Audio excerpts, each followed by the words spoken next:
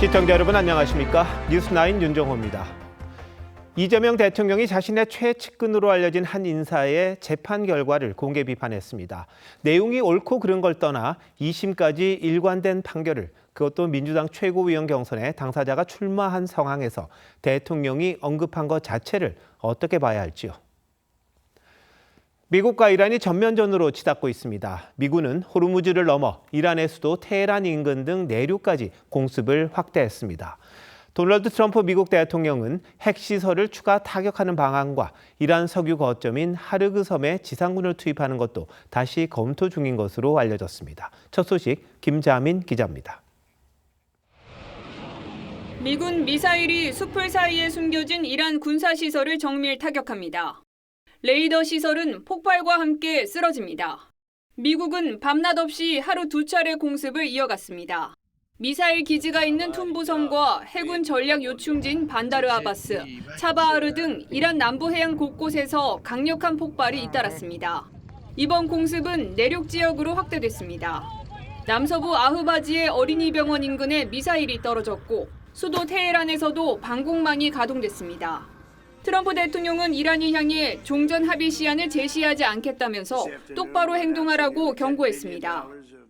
I don't like giving deadlines, but they pretty much know the story. They better behave.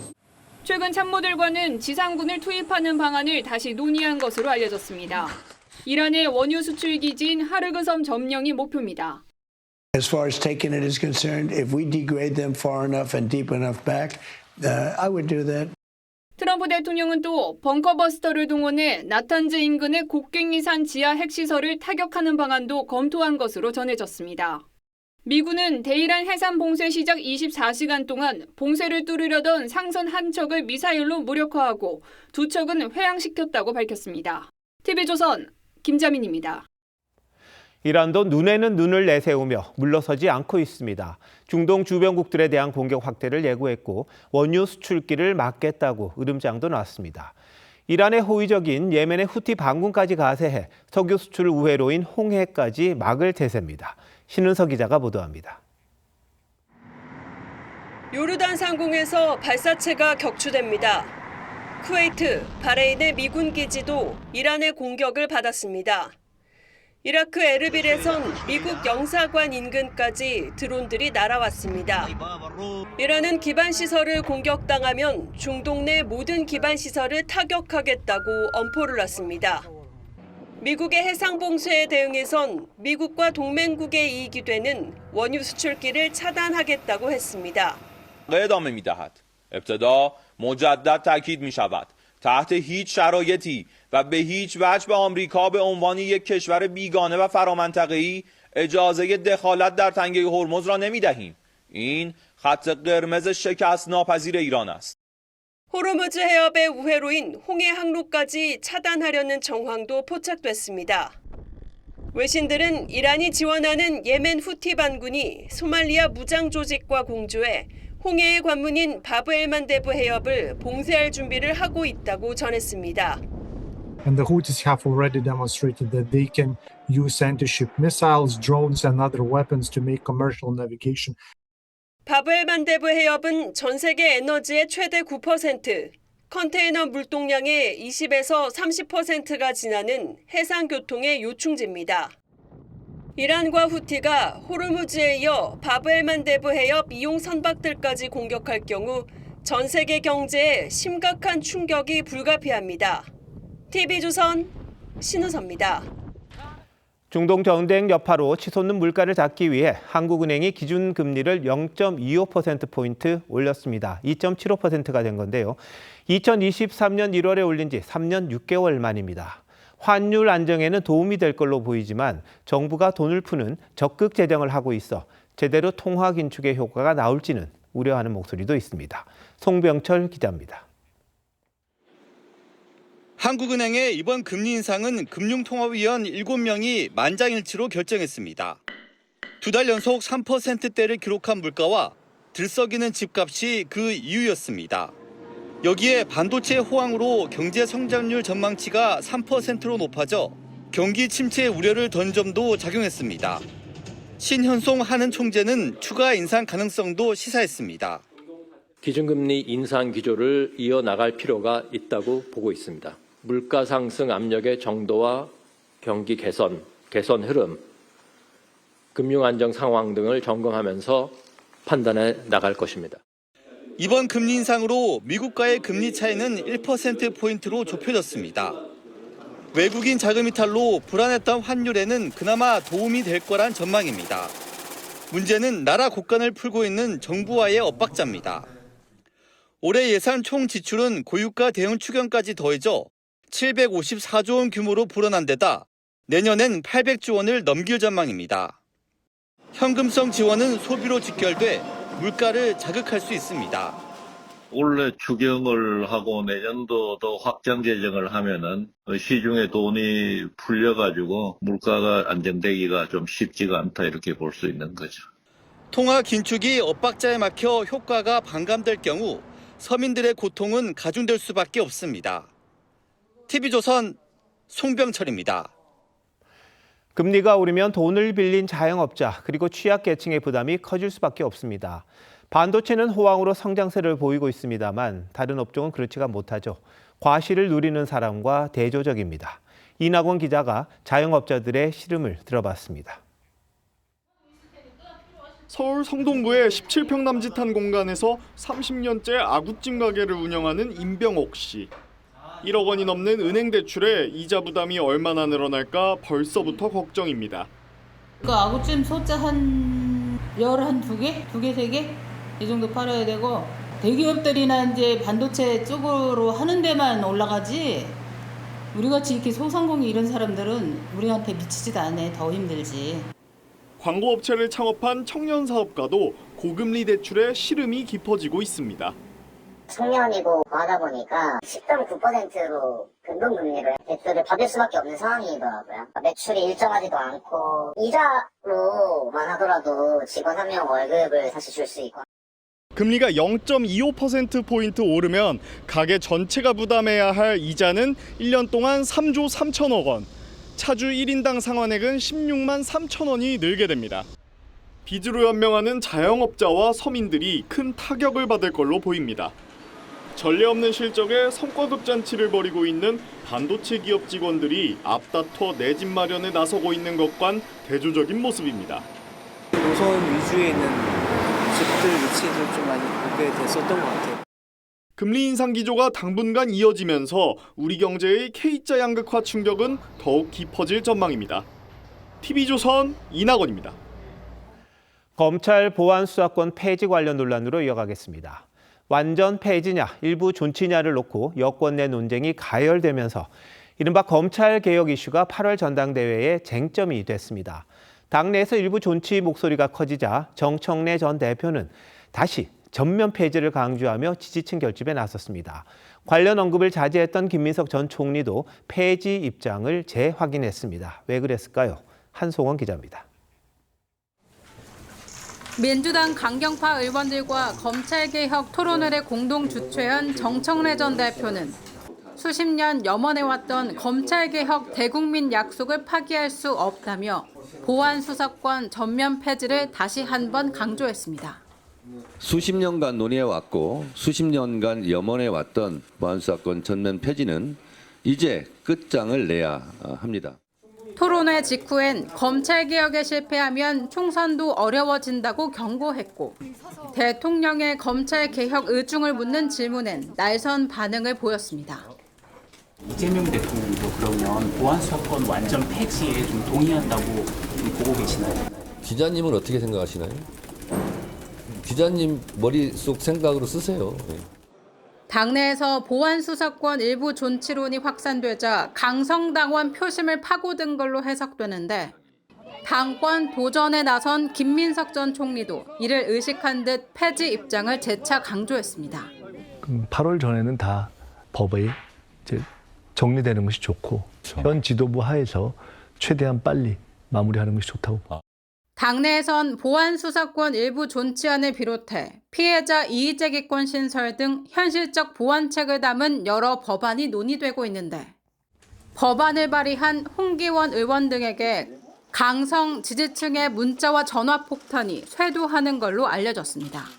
다음 주에는 홍기원 의원안 그리고 정점식, 박규태 의원안, 다른 의원님들이 추가로 발의한 안에 대해서 함께 조문 독해와 심사가 있을 예정이고, 당 지도부는 다음 주 토론회와 정책 의총 등을 거쳐 수기를 이어가겠다고 했지만 당내에선 마냥 미룰 순 없는 사안인 만큼 최대한 신속하게 결론을 낼 것이란 기류도 있습니다.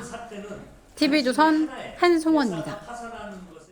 범여권 농객인 유시민 작가가 이재명 대통령을 강하게 비판한 걸 두고 후폭풍이 사그라들지 않고 있습니다. 발언 수위가 선을 넘었다며 친명계가 중심이 돼 거세게 반발하고 있는데 정청래 전 대표와 친청계가 말을 아끼면서 상반된 모습을 보이고 있습니다. 고이동 기자의 보도입니다. 어제 한 유튜브 방송에 출연한 유시민 작가는 이재명 대통령의 국정 운영을 실패의 길이라고 평가하며 여권의 큰 파장을 불러왔습니다. 대통령의 권력의 힘으로 이걸 하고 있다는 거예요. 너무너무 불안하고요. 이것이 옳다 그르다를 떠나서 필연적인 실패의 길로 가고 있다. 당내에선 친명계를 중심으로 격앙된 반응이 나왔습니다. 이 대통령의 복심으로 꼽히는 김남준 의원은 개혁을 위한 쓴소리가 아닌 독설에 가깝다며 말을 왜곡해 대통령을 적으로 만들지 말라고 비판했습니다. 박지원 의원은 유 작가가 DJ 정부 당시에도 5년 내내 폐악질을 했다고 꼬집었고 실패하라고 고사를 지내는 거냐는 반발도 나왔습니다. 직접적으로 노골적으로 이재명 대통령을 디스한 거죠. 금도를 넘었다고 생각합니다. 오늘 당대표 후보자 등록을 마친 당권 주자들도 비판 대열에 가세했습니다. 저렇게 저주와 악담식으로 표현한 것은 좀 맞지 않는 게 아니냐. 무조건 모든 것을 선악으로 구분해내려는 것이 오히려 더 필패의 길. 통상적인 평론의 영역은 좀 벗어나신 것으로 보여서 청와대 역시 유 작가의 검찰개혁 책임론에 수사기소 분리 핵심 가치에는 흔들린 적이 없다고 반박했습니다. 반면 정청래 전 대표와 친청계 의원들은 별다른 반응 없이 침묵했습니다. 유시민 작가가 노코멘트 하겠습니다. 유 작가의 발언을 두고 일각에선 특정 후보 밀어주기 아니냐는 해석이 나오는데 해당 발언에 반대하는 지지자들의 역결집을 부를 수 있다는 관측도 함께 제기됩니다. TV조선 고이동입니다. 앞서 보신 보안수사권 폐지를 포함한 여권의 내용은 야당 입장에선 전국 주도권을 가져올 수 있는 좋은 기회이기도 합니다. 하지만 국민의힘 역시 단일 대우를 만들지 못하면서 이를 전혀 살리지 못하고 있습니다. 특히 나홀로 장외 투쟁을 이어가고 있는 장동혁 대표는 재헌절인 내일도 국회 행사 대신 올림픽 공원 집회에 참여한다고 합니다. 변정현 기자의 보도입니다.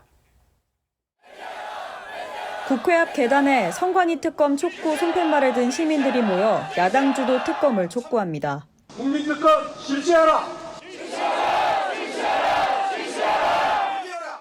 장동혁 국민의힘 대표는 재헌절인 내일 국회의장 등이 참석하는 국회 경축식은 가지 않겠다며 대신 올림픽 공원으로 모여달라고 호소했습니다. 왜 제1야당 대표가 매일 올림픽 공원에 나가냐고 묻습니다. 올림픽 공원에 가서 분노한 시민들께 직접 물어보십시오. 장 대표는 지도부만 착용하던 참정권 수호 배지도 109명 의원 전원에게 배부했습니다. 장 대표의 장외투쟁을 두고 당내 비판이 잇따르는 가운데 오히려 참여를 독려한 건데 절반 이상이 받아간 걸로 알려졌습니다. 많은 현안을 같이 논의하면서 해야 될 그런 자리에 있지 않고 현장으로 다니는 게 좀 그렇게 썩 좋아 보이지는 않습니다. 올림픽 공원 투표지 재검표 여부를 놓고도 당내에선 의견 합의를 이루지 못하고 있습니다.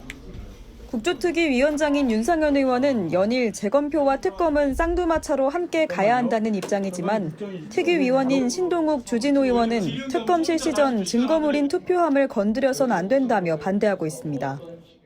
여권 내 갈등이 두드러지는 상황에서도 국민의힘이 현안 대응과 대여 투쟁에서 모두 화력을 모으지 못하고 있다는 지적이 나옵니다. TV조선 변정현입니다.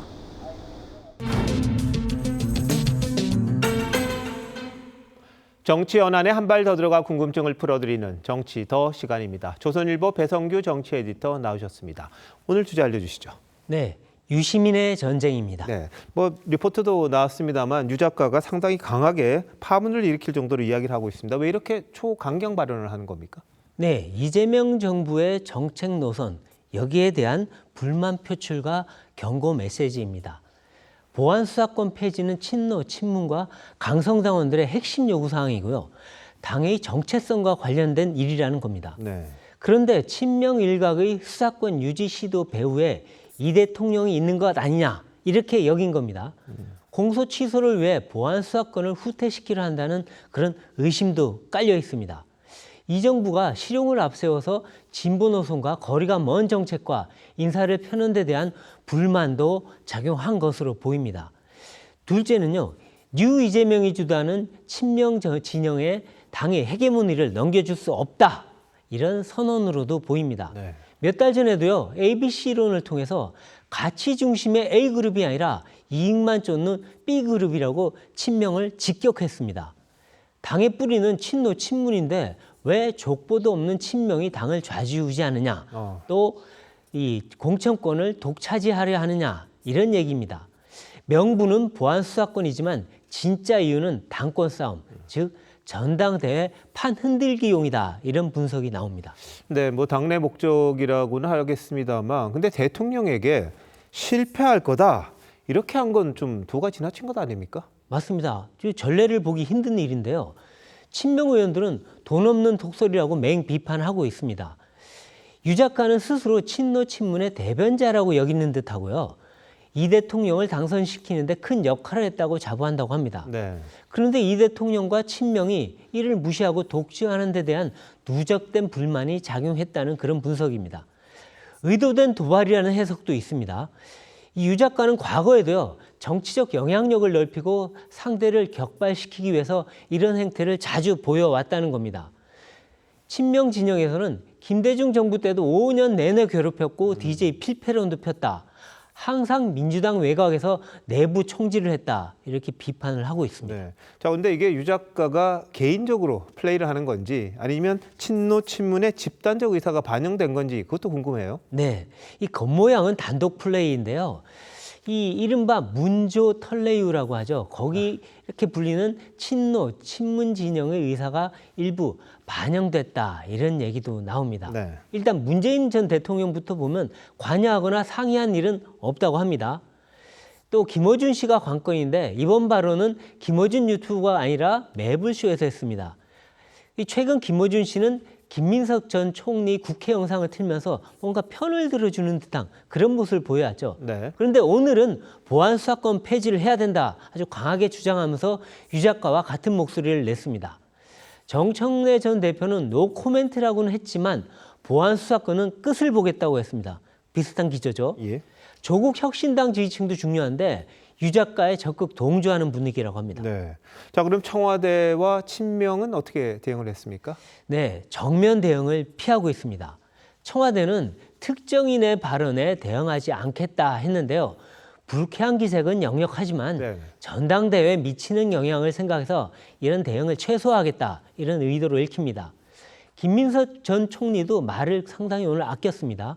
송영길 전 대표는 본인 충정은 이해하지만 저주나 악담식 표현은 맞지 않는다. 이 발언 수위를 약간 조절하는 그런 분위기였습니다. 보안수사권 폐지에 대한 입장 변화도 청와대나 없었습니다. 네. 전당대회 이슈나 변수가 되지 않도록 로우키로 대응하는 그런 전략으로 보입니다. 자, 그럼 유시민의 전쟁 성공할까요? 네, 일단 여권 내에서 보안수사권 폐지 저지 움직임이 있었는데 이거는 주춤할 수가 있습니다. 이 유 작가 발언 이후에요, 보안수사권 존치 법안을 냈던 의원들한테 강성구 당원들의 문자 폭탄이 쏟아졌다고 합니다. 그러니까 상당히 경계감일 수밖에 없는 거죠. 당권 경쟁에도 변수가 될 수 있는데요. 지방선거 이후에 정청래 약세, 김민석 강세, 이런 흐름이 엿보였거든요. 유 작가 발언이 친노, 친문, 친청 결집의 계기가 될 거다, 이런 전망도 나옵니다. 네. 호남 강성당원 그리고 조국당 지지층이 정청래 지지로 뭉치는 그런 기류도 일부 있다고 합니다. 네. 하지만 유시민 거부감도 상당합니다. 이 내부 총질에 대한 비판 여론이 크고요. 네. 그래서 역풍이 상당히 불 거다, 이렇게 친명에서는 얘기하고 있습니다. 당권이 참 중요하다 싶긴 합니다. 차기 총선을 좌지우지하니까요. 그럼 결국은 차기 대권과도 연결이 될 것 같은데 네. 뿌리 깊은 민주당 내 계파 갈등 이게 드러난 게 아닌가 싶기도 하네요. 맞습니다. 에디터 잘 들었습니다.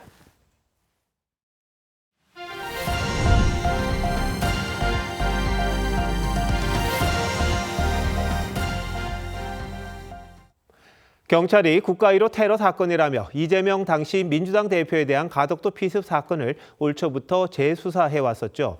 6개월 동안 수십 명을 투입해 대대적인 수사를 벌였지만 민주당에서 주장하던 배후 세력은 밝혀내지 못했습니다.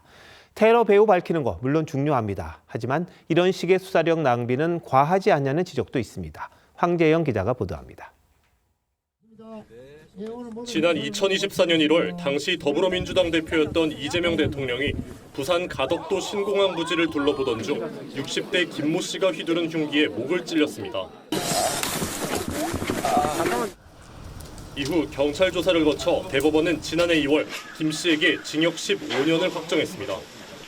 하지만 여당은 배후설을 주장했습니다.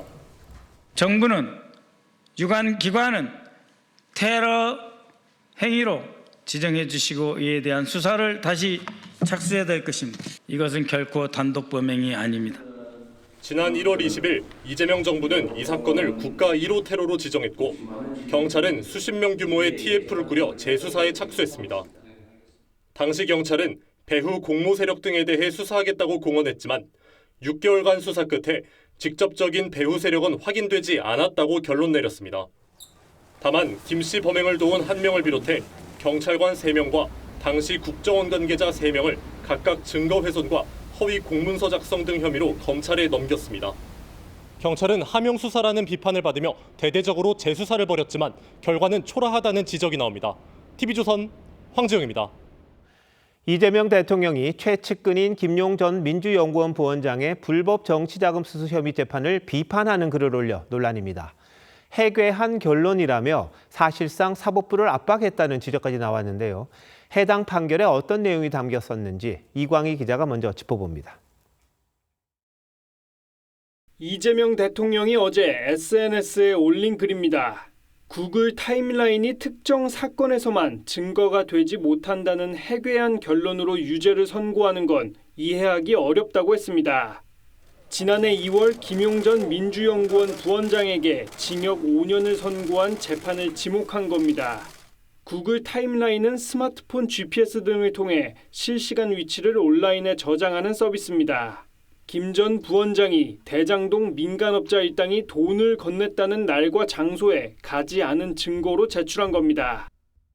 지난 항소심 재판은 10개월 동안에 다 밝혔고 선고받고 나와서 소상하게 말씀드릴게요. 네. 하지만 항소심 재판부는 제출된 타임라인이 객관적 증거와 불일치하는 부분이 다수라고 했습니다. 또 1심에서 김 전 부원장 측 증인인 경기도 산하 기관장 출신 이모 씨가 위증을 했고 김 전 부원장 진술이 수사 재판 단계에서 수차례 번복됐다고 했습니다. 판결문엔 김 전 부원장이 대장동 일당을 만나지 않은 걸 증명하기 위해 제출된 증거들이 허위거나 부정확하다고 적혔습니다. 김 전 부원장은 보석 석방된 상태에서 민주당 최고위원에 출마한 상황인데 대법원은 1년 5개월째 심리를 이어가고 있습니다. TV조선 유광입니다.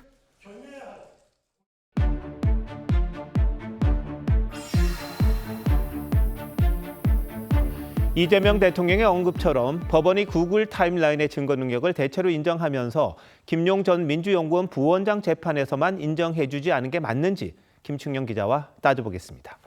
자, 김 기자, 우선 타임라인을 두고 어떤 부분에서 진실 공방이 벌어지고 있는지부터 설명해 주시죠. 예, 김 전 부원장은 2021년 5월 3일 오후 6시쯤 서울 분당에 있는 자신의 사무실과 2km 정도 떨어진 유원홀딩스에서 대장동 키맨으로 불리는 유동규 씨로부터 1억 원을 받은 혐의 등으로 유죄를 선고받았습니다. 김 전 부원장은 그날 유원홀딩스에 방문한 적이 없다고 항소하면서 타임라인 기록을 증거로 제출했습니다. 타임라인을 보면 김 전 부원장은 오후 5시쯤 사무실을 나와서 곧장 서울로 간 것으로 돼 있습니다. 자, 타임라인상 김 전 부원장은 유원홀딩스에 가지 않았다고 지금 주장을 하잖아요. 근데 왜 법원은 이걸 받아들이지 않았습니까? 예, 법원은 김 전 부원장의 타임라인을 신뢰하기 어려웠을 겁니다. 일단 김 전 부원장은 타임라인으로 어디에 갔다고 주장하는 것이 아니라 어디에 가지 않았다고 주장하는 겁니다. 예컨대 제가 경복궁에 갔음을 증명하려고 합니다. 경복궁이 찍힌 타임라인을 제시하려면 분명 거기를 갔어야 합니다. 하지만 제가 경복궁에 간 적이 없음을 증명한다고 한다면 아무것도 안 지키면 됩니다. 여기 없다고 해서 그 장소에 없었다를 직접 증명할 수는 없죠. 기록이 없었을 뿐이지. 그러니까 갔던 곳을 안 간 걸로 만드는 건 쉬운데 그럼 가고도 안 갔다 이렇게 할 수는 있는 겁니까? 예, 가장 쉬운 방법은 스마트폰을 다른 장소에 두고 갔다 오면 됩니다. 실제 김 전 부원장은 아이폰과 갤럭시폰 2개를 썼습니다. 갤럭시폰으로 타임라인이 기록됐다고 주장했지만 법원은 갤럭시폰을 늘 가지고 다니진 않았다고 판단했습니다. 김 전 부원장의 타임라인과 카드 결제 내역이라든지 입출차 내역 등이 일치하지 않을 때가 많았기 때문입니다. 또 갔다 왔는데 타임라인에 찍히지 않을 수도 있습니다. 구글은 GPS나 기지국 정보 등으로 이용자의 위치를 추정합니다. 오차가 흔히 발생하고 잠깐 머물면 아예 기록이 남지 않기도 합니다.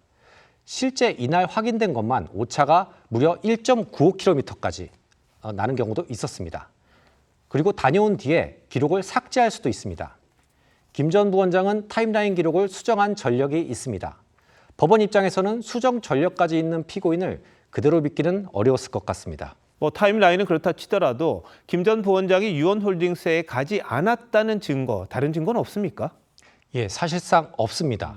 오히려 반대로 김 전 원장에게 돈을 건넸다는 유동규 씨의 하이패스 기록이라든지 주차비 결제 내역 등 그걸 통해서 유죄를 인정할 정황 증거는 많습니다. 이 대통령이 인용한 이건태 의원 글에 등장하는 울산지법의 과로사 사건도 타임라인 하나만 가지고 증거를 인정한 것은 아니었습니다. 타임라인은 물론 하이패스 이용 내역이라든지 근무 일지 등을 종합적으로 고려해서 사망한 근로자의 실제 근무 시간을 판단했습니다. 다른 객관적인 사실관계가 배치가 되면 그 증거로서의 가치는 떨어질 수밖에 없고 타임라인 단독 증거로만으로는 그걸 그대로 인정하는 케이스는 거의 없는 것으로 알고 있습니다. 김 전 부원장은 유원홀딩스에 가지 않았다는 증거로 타임라인을 제시했습니다만 법원은 그것만 가지고는 판단하기 어렵다고 본 것 같고 이건태 의원이 이야기한 건 다른 여러 증거들도 종합해서 법원이 판단한 거니까 이 두 사건을 그냥 단순 비교하기는 좀 어렵겠다 싶기도 하네요. 기자 잘 들었습니다.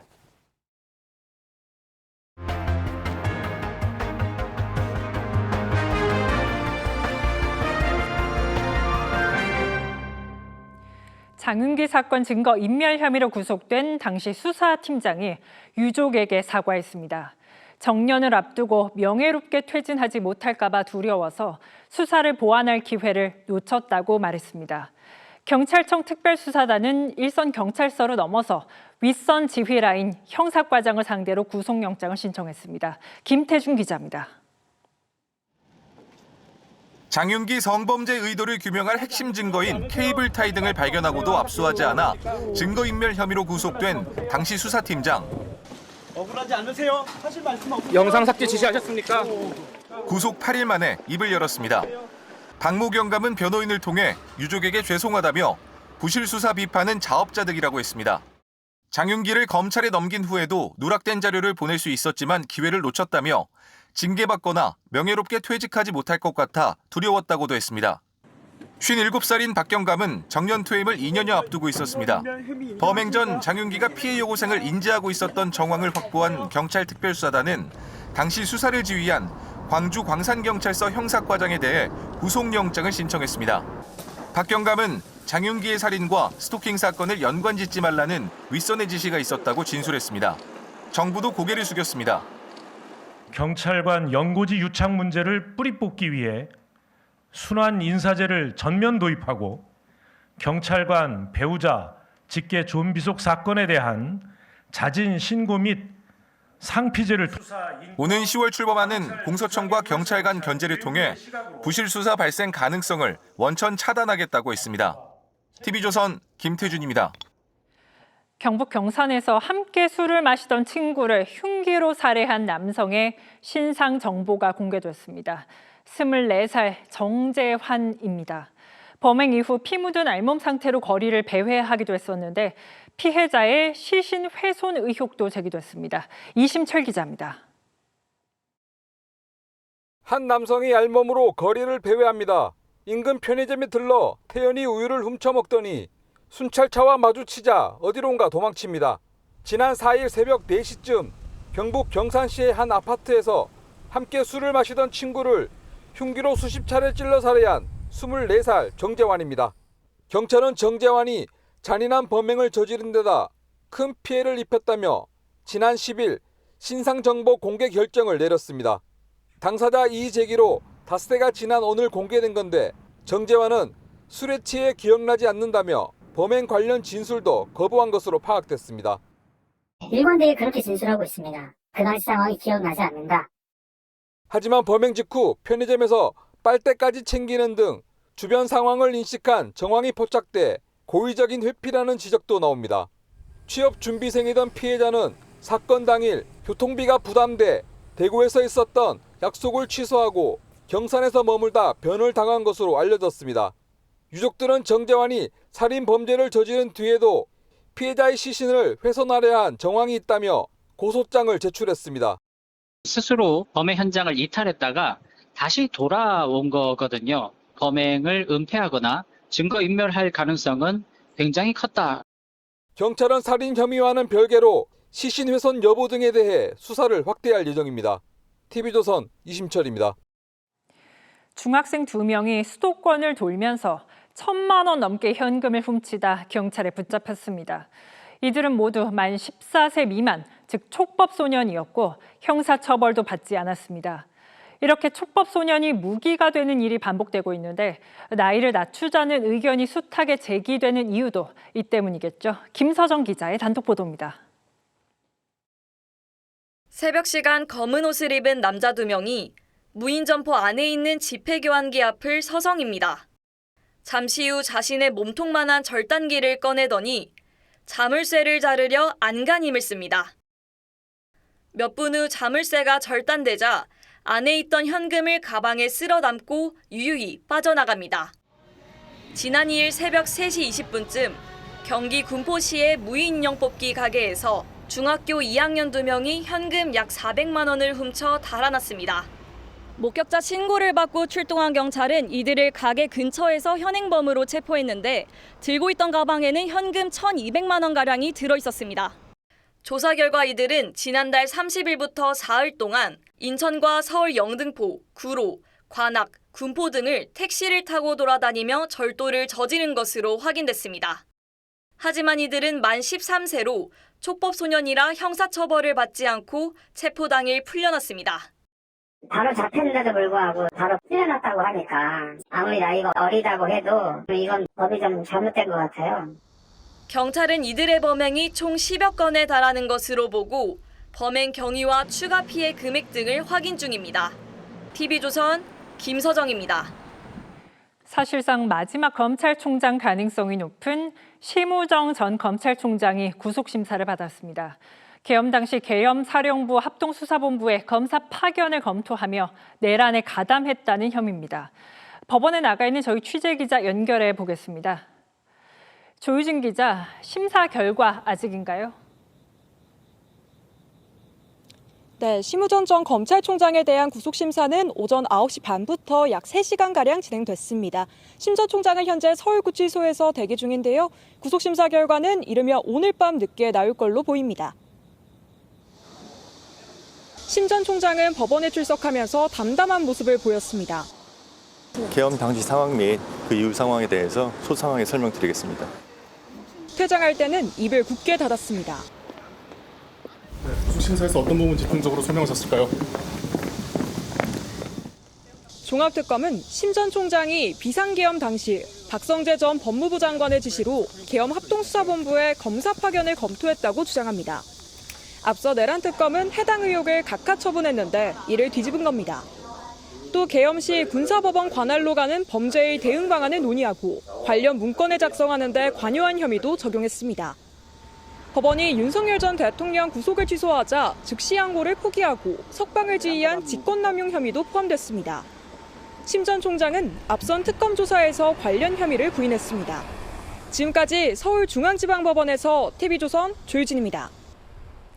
국민의힘 권성동 의원이 통일교로부터 불법 정치자금 1억 원을 받은 혐의로 대법원에서 징역 2년을 확정받았습니다. 이번 판결로 권 의원은 의원직을 상실했습니다. 안혜리 기자의 보도입니다.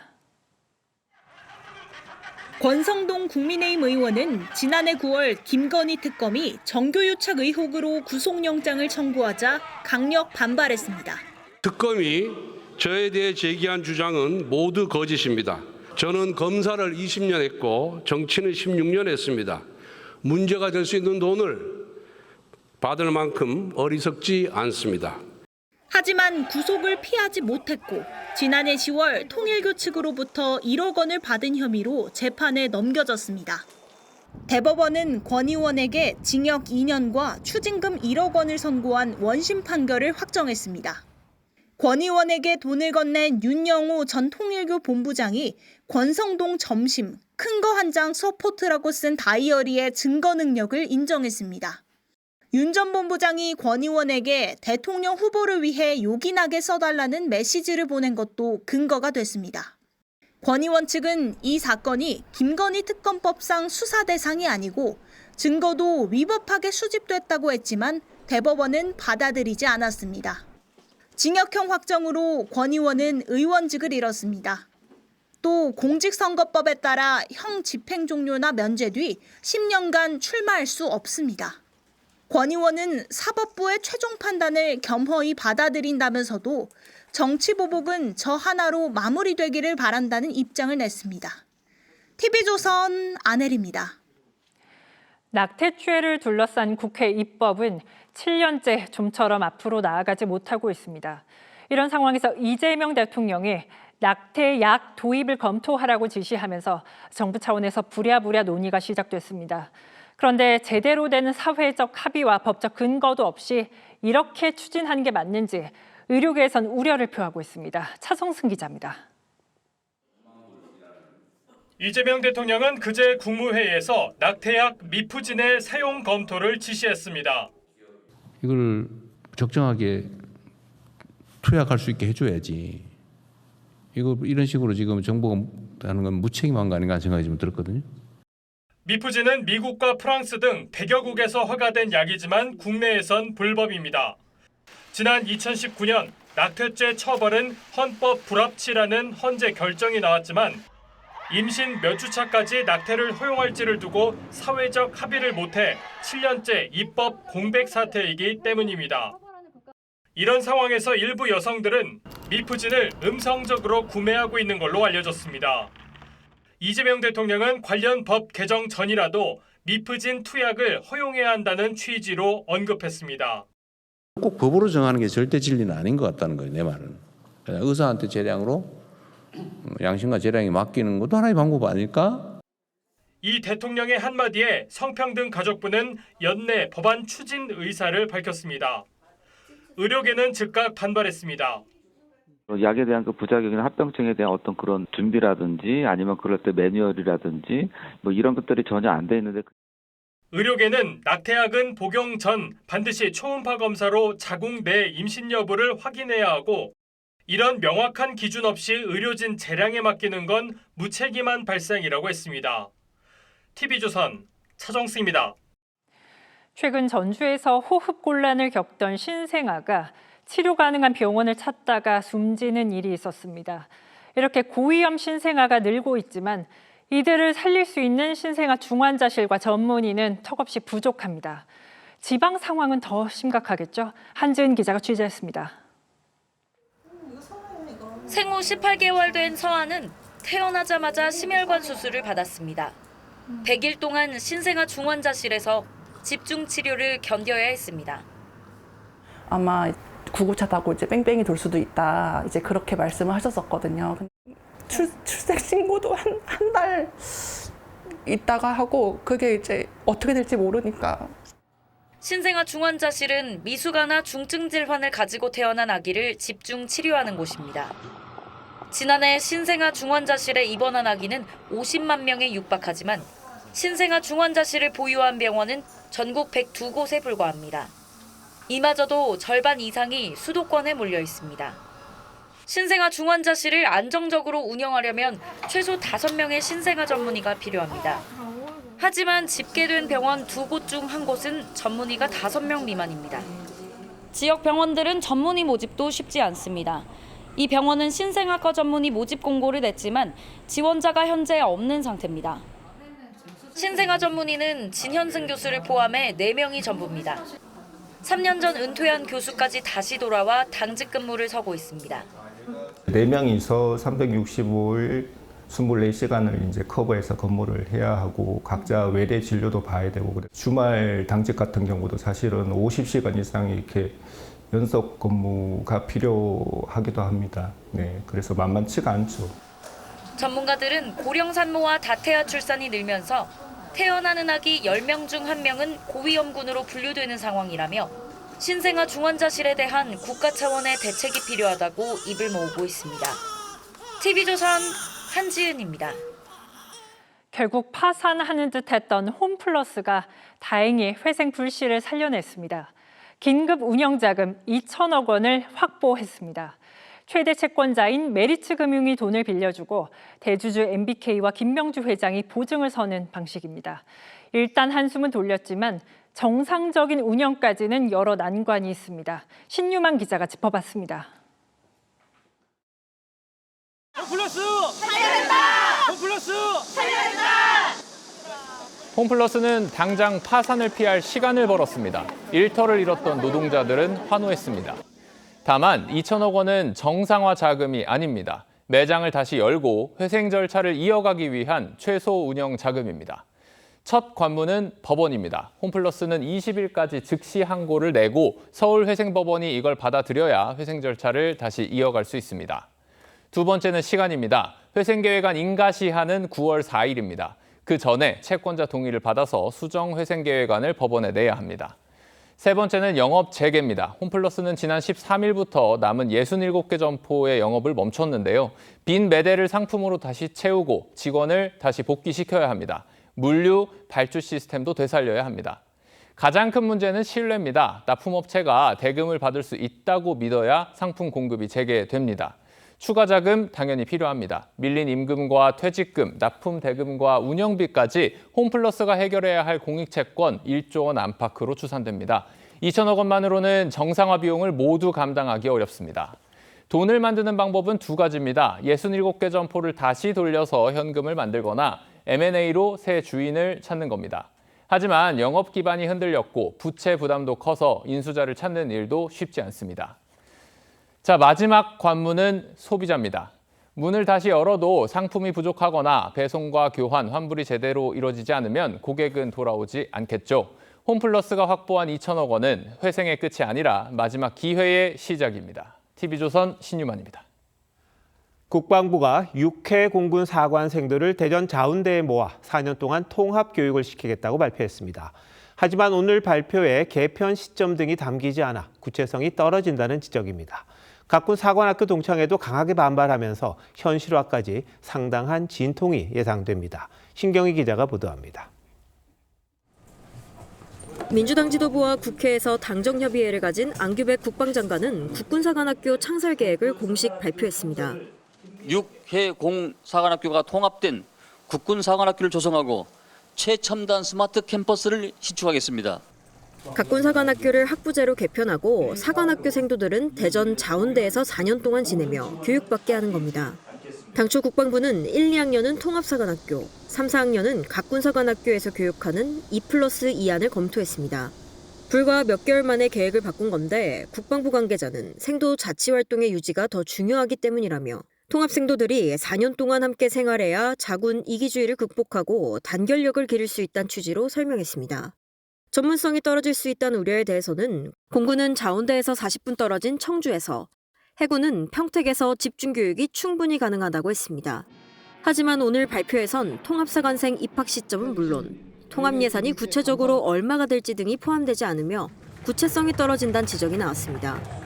특히 각군사관학교 동창회는 공동 입장문을 내고 사관학교 통합에 강하게 반발했습니다. 바다를 느끼면서 생활을 해야 뱃사람이 되지. 또 육지에 한 곳에 모아놓고 하면은 해군이고 공군이고 역할을 할 수 있겠습니까? 국방부는 오는 10월까지 공청회 등을 거쳐 세부 계획을 확정한 뒤 통합 선발 시점 등을 공개할 예정입니다. TV조선 신경입니다. 강경화 주미 대사가 미국 조야에 확산된 쿠팡 문제 등을 논의하기 위해 어제 한국에 들어왔는데 이재명 대통령이 오늘 사실상 쿠팡을 겨냥한 걸로 해석되는 발언을 해 의도가 주목됩니다. 한미 현안 조율에 어떤 영향을 미칠지 이채영 기자가 보도합니다. 이재명 대통령은 오늘 오전 개인정보 유출에 대한 제재 강화를 주문하며 한 기업을 언급했습니다. 나만 표적으로 해서 이런 거 아니야? 이런 주장을 하는 기업이 있는 것 같아요. 명확하게 대한민국 정부의 방침이 제재를 강화한다라는 것이고 3,750만 명의 개인정보 유출 사고로 역대 최대 규모 과징금을 부과받은 쿠팡이 미 정관계 로비를 통해 차별 프레임을 부각한 점을 꼬집은 걸로 해석됩니다. 실제 미 하원 법제사법위원회는 지난달 한국 정부가 쿠팡을 표적으로 삼아 차별 대우를 한다는 취지의 보고서를 냈는데 오늘 이 대통령이 법과 방침을 강조하며 직접 반박에 나선 건 물러설 뜻이 없음을 내비친 걸로 풀이됩니다. 어제 귀국한 강경화 주미대사는 청와대 위성락 국가안보실장 주재 NSC 상임위원회에 참석해 미국 조야에 확산된 쿠팡 관련 분위기를 공유했습니다. 특히 오늘 NSC에는 쿠팡이나 대미투자와 연계된 부처들도 참석했는데 위성락 실장은 한미 관계는 통상과 안보가 결합된 만큼 여러 부처가 협력 대응해야 한다며 쿠팡 문제를 비롯한 여러 한미 현안이 연계돼 있음을 시사했습니다. 최근 한미 관계 현안이 안보와 경제가 상호 연계되며 양국 간 신뢰 문제로 이어지고 있는데 쿠팡 문제도 같은 맥락에서 이해할 수 있다고 봅니다. 이 대통령은 이어진 업무 보고에선 일부 국무위원 등을 향해 업무 숙지가 부족하다며 공개 질책하기도 했습니다. 집권 2년차를 맞아 공직사회 기강을 다잡겠다는 의도로 해석됩니다. TV조선 이채연입니다.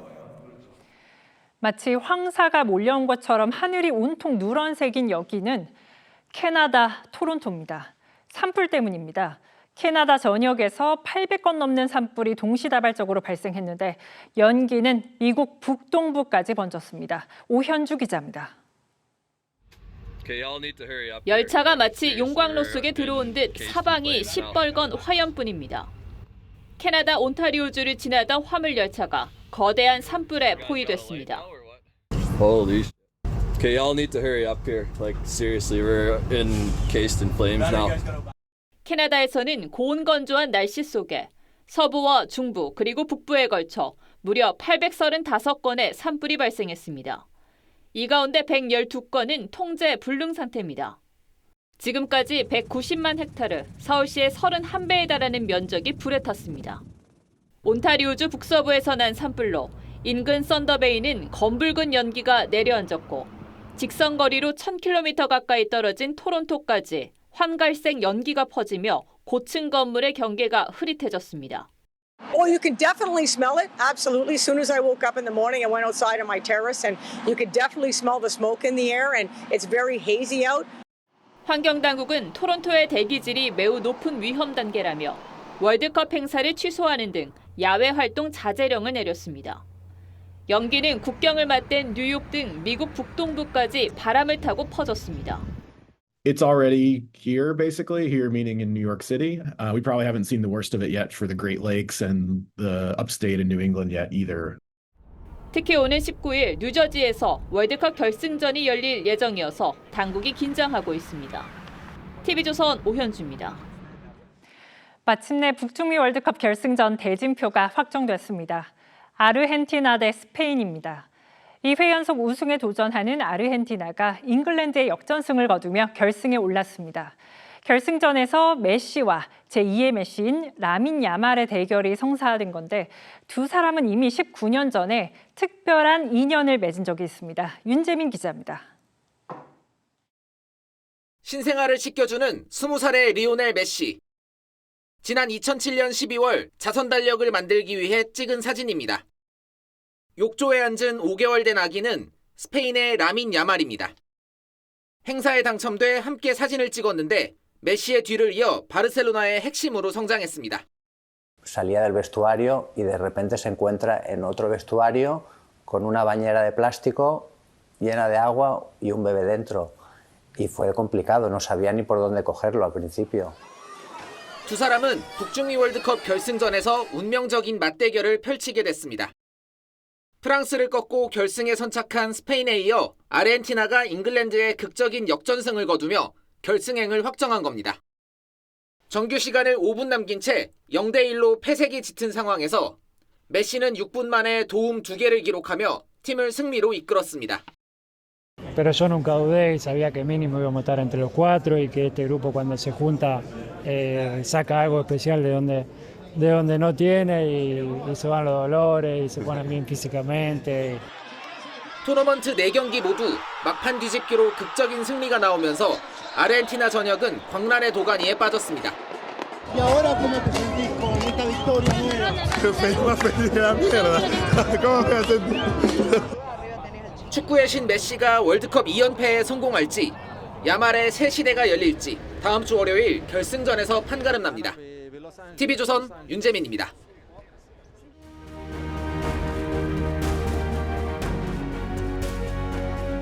특정 세력이 한 지역에 뿌리 내리고 끼리끼리 권력을 휘두른 일, 우리 역사에서 낯설지 않습니다. 조선시대 아전이 대표적입니다. 정약용은 아전을 이리떼에 비유했습니다. 백성의 가죽을 벗기고 골수를 짜낸다고 했었죠. 대원군은 전주 아전의 횡포를 국가 3대 폐단 중 하나로 꼽았습니다. 아전들이 이처럼 강력했던 건 짧은 임기의 수령들이 지역 사정에 어두웠기 때문입니다. 자기들만의 세상을 누구도 말릴 수가 없었습니다. 최근 장윤기 사건에서 드러난 수사 비리위를 보면 조선이 떠오릅니다. 강력팀장 및 팀원들과 장윤기 부친 간에 12차례 전화 통화한 사실이 확인되고 수사상 비밀을 전달받았지만 구속된 이 사건 수사팀장 박모 경감 30여 년 대부분을 전남 광주 지역에서 근무했습니다. 장윤기의 아버지 장모 경감은 광주 광산서에서만 18년입니다. 입건된 수사팀원은 장 경감을 선배님이라고 부르며 수사 상황을 알려줬습니다. 한 다리만 건너면 지연, 학연, 혈연, 직장연으로 얽힌 전형적인 향찰의 문제였습니다. 광주만 그런 것도 아닐 겁니다. 총경 아래 경찰관들은 광역시도사의 순환 근무가 드뭅니다. 최근 10년 새 다른 시도 경찰청으로 이동한 비율, 경감은 6.5%, 경위는 3.2%에 불과합니다. 한 지역에서 수십 년 함께 근무하면서 선배, 후배 하다 보면 법보다 정이 앞서고 수사보다 의리가 앞설 위험이 커집니다. 게다가 이런 부실을 보완할 검찰의 힘마저 사라지면 향찰의 수사 전횡과 비리를 어떻게 막을 수 있을지요. 미국의 사회학자 탈코트 파슨스는 전통 사회가 혈연과 집단에 충성했다면 현대 사회는 능력과 보편적 규칙을 중시한다고 설명했습니다. 정부 차원에서 경찰 순환 인사제 전면 도입 등을 발표했습니다만 이것만으로 충분치 않습니다. 검찰이든 경찰이든 막강한 힘을 가진 조직은 다른 기관의 견제와 감시를 꼭 받아야 합니다. 권력에 대한 상호 감시와 견제, 각 권력 간의 균형을 잡아야 현대 사회가 완성됩니다. 7월 16일 윤종호 앵커 칼럼, 망국병 끼리끼리였습니다.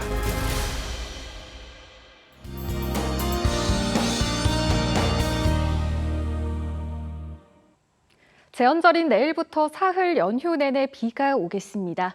제헌절인 금요일에는 주로 충청과 남부지방, 제주에 비가 내리겠고 주말 동안 전국에 장맛비가 내리겠습니다. 특히 토요일인 모레는 중부지방에 최대 200mm 이상의 집중호우가 내릴 수 있겠습니다. 피서 계획 있으신 분들은 주의하셔야겠습니다.